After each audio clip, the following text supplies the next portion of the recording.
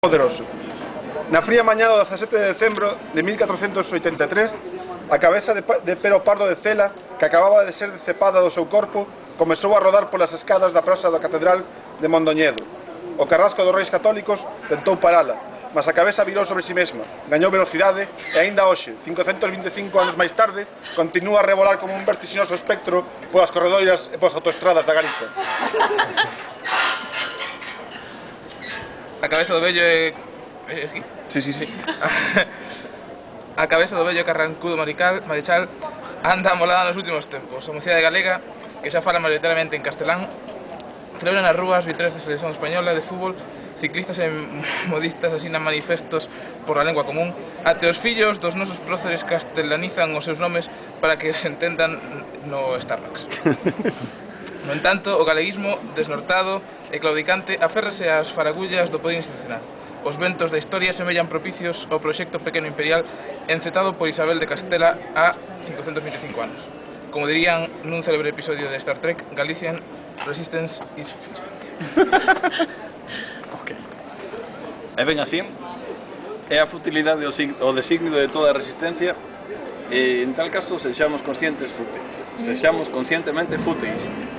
Na liña expresivo esmorgueira, marcada polos exquisitos cadáveres da vía anticolonial activa, VACA, a conspiratoria anticolonial armada, CACA, os aduaneiros en fronteiras, a frente retranqueira anticolonial, FREAC, FRIC, e máis recentemente as iniciativas ridiculistas de tan gallego como el gazpacho, programamos a resistencia fútil contra a colonización mental do imperio pequeno.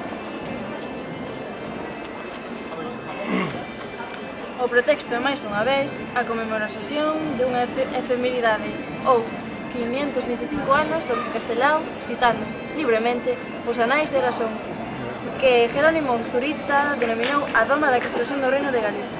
Un proceso de centralización política que podemos acoutar simbólicamente entre dúas datas: o mes de decembro de 1483, en que o rebelde Pardo de Cela foi apitado por Cruel e Poderoso, e o mes de novembro de 1486, en que os reis católicos viñeron comer unha mariscada a Santiago de Compostela, capital dunha Galiza xa asumida ao poder real.